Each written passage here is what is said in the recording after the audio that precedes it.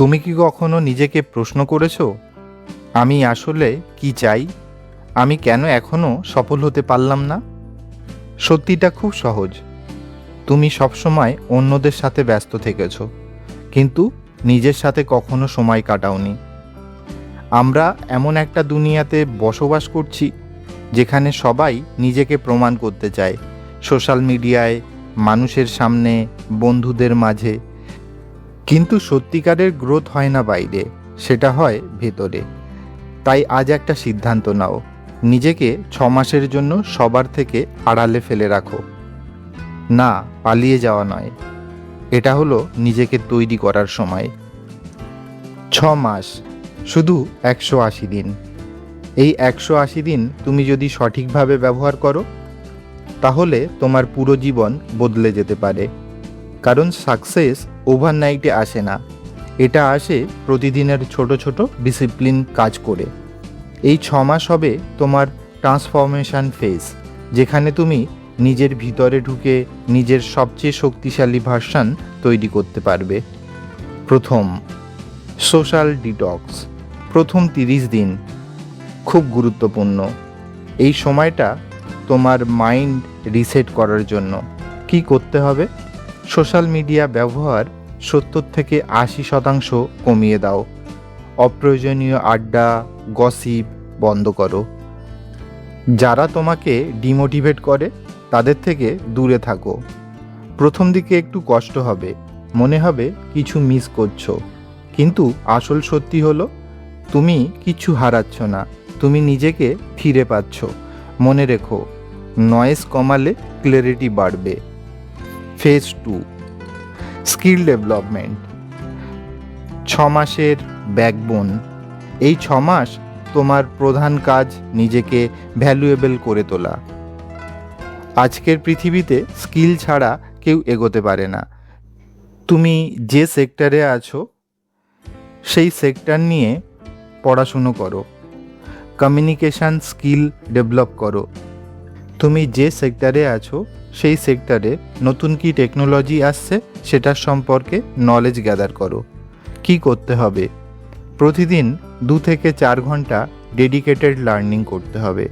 Online course বা practical knowledge, যা শিখছো সেটা প্র্যাকটিস করো। এই 6 মাসের শেষে তুমি যেন এমন কিছু জানো যেটা 90% মানুষ জানে না।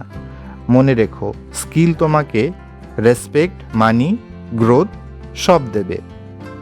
তৃতীয় পর্যায়, রিডিং অ্যান্ড লার্নিং হ্যাবিট।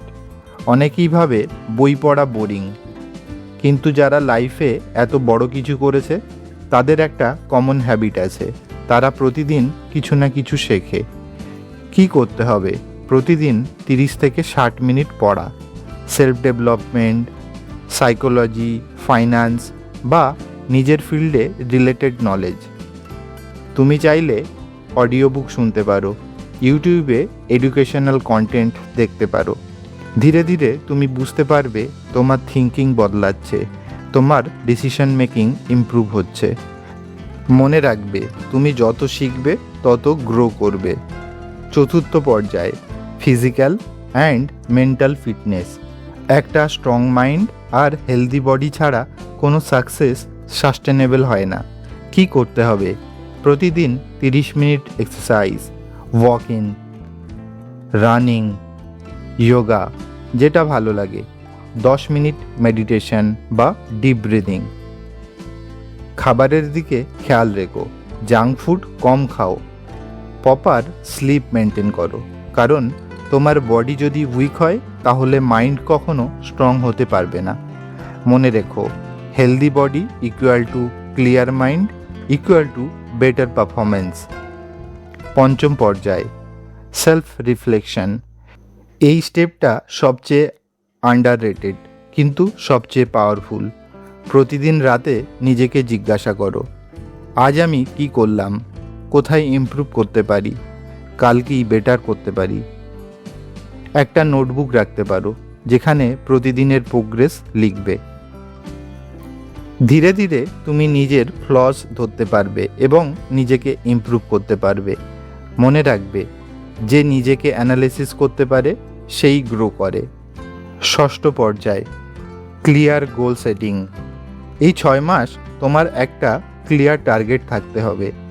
গোল ছাড়া হার্ডওয়ার্ক মানে দিকহীন পরিশ্রম। ঠিক করতে হবে একটা বড় গোল, সেটাকে উইকলি টার্গেটে ভাগ করে নিতে হবে। উদাহরণ, নতুন স্কিল মাস্টার করা, প্রমোশন পাওয়া, এক্সট্রা ইনকাম শুরু করা। প্রতিটা সপ্তাহে চেক করো তুমি এগোচ্ছ কিনা। মনে রাখবে, clear goal equal to clear direction.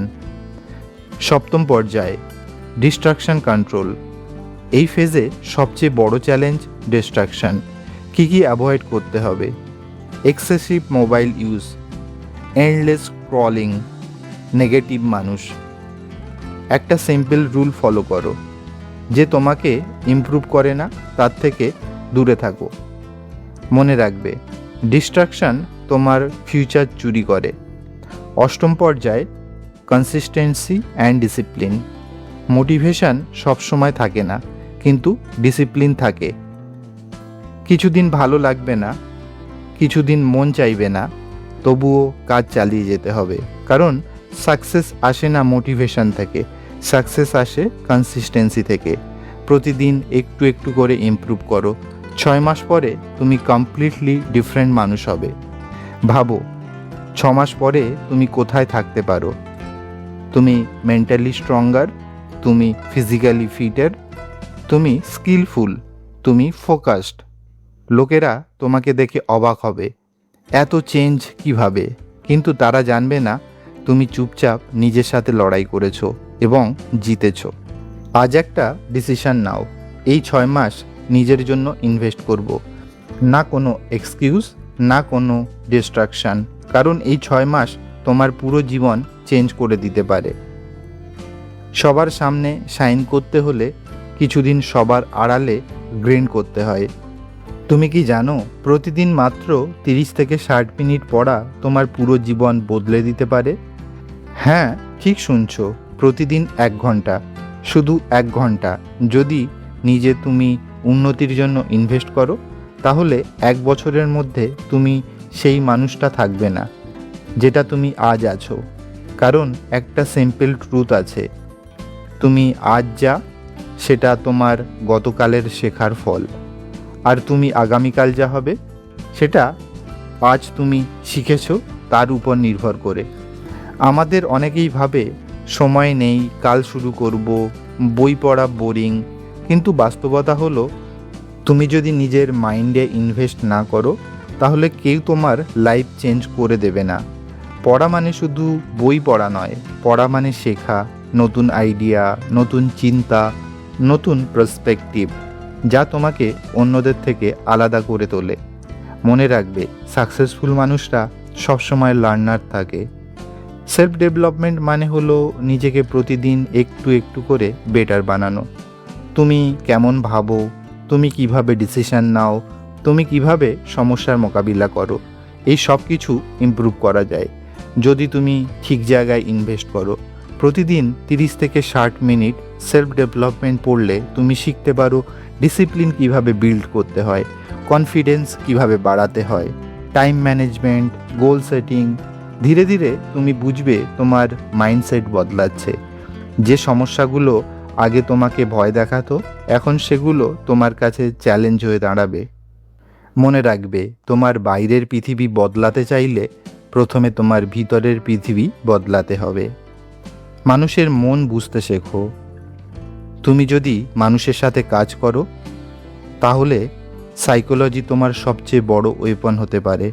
Psychology পড়লে তুমি বুঝতে পারবে মানুষ কেন এমন বিহেভ করে, কিভাবে কমিউনিকেশন ইমপ্রুভ করা যায়, কিভাবে কনফ্লিক্ট হ্যান্ডেল করতে হয়, কিভাবে পেশেন্ট বা কলিগদের সাথে বেটার রিলেশন তৈরি করা যায়। মনে করুন, একজন হেলথ কেয়ার ফিল্ডের এমপ্লয়ি। পেশেন্ট কেয়ার শুধু মেডিসিন নয়, এটা ইমোশনাল আন্ডারস্ট্যান্ডিংয়েরও ব্যাপার। তুমি যদি মানুষের মন বুঝতে পারো, তাহলে তুমি একজন ওয়ার্কার থাকবে না, তুমি একজন ট্রাস্টেড প্রফেশনাল হয়ে উঠবে। মনে রাখবে, যে মানুষ বুঝতে পারে সে জীবনে এগিয়ে যায়। টাকার সাথে সম্পর্ক তৈরি করা। অনেকেই সারা জীবন কাজ করে কিন্তু ফাইন্যান্সিয়ালি ফ্রি হতে পারে না, কারণ তারা টাকা আর্ন করতে জানে কিন্তু ম্যানেজ করতে নয়। ফাইন্যান্স শেখা মানে হলো টাকা কিভাবে সেভ করতে হয়, কিভাবে ইনভেস্ট করতে হয়, কিভাবে প্যাসিভ ইনকাম তৈরি করতে হয়। প্রতিদিন একটু একটু করে ফাইন্যান্স পড়লে তুমি বুঝবে ইএমআই, লোন, ইনভেস্টমেন্ট এর বাস্তব চিত্র, risk versus return, long term wealth building. তুমি যদি তাড়াতাড়ি ফাইন্যান্সিয়াল নলেজ অর্জন করবে, তত তাড়াতাড়ি তুমি স্মার্ট ডিসিশন নিতে পারবে। মনে রেখো, টাকা তোমার জন্য কাজ করবে যদি তুমি তাকে ঠিকভাবে ব্যবহার করতে শেখো। নিজের ফিল্ড রিলেটেড নলেজ এই সম্পর্কেও পড়তে পারেন। তুমি যেই ফিল্ডে থাকো না কেন, তোমার গ্রোথ নির্ভর করে তোমার নলেজের উপর। মনে করো তুমি হেলথ কেয়ার সেক্টরে আছো, তুমি ফোকাস থাকতে পারো নতুন medicine technology, patient care technique, hospital protocols, latest treatment Trends. প্রতিদিন একটু একটু করে শিখলে 6 মাস পরে তুমি তোমার কলিগদের থেকে অনেক আগিয়ে থাকবে। তুমি শুধু জব করবে না, তুমি তোমার ফিল্ডে এক্সপার্ট হয়ে উঠবে। মনে রেখো, নলেজ তোমাকে রিপ্লেসেবল থেকে ইরিপ্লেসেবল বানায়।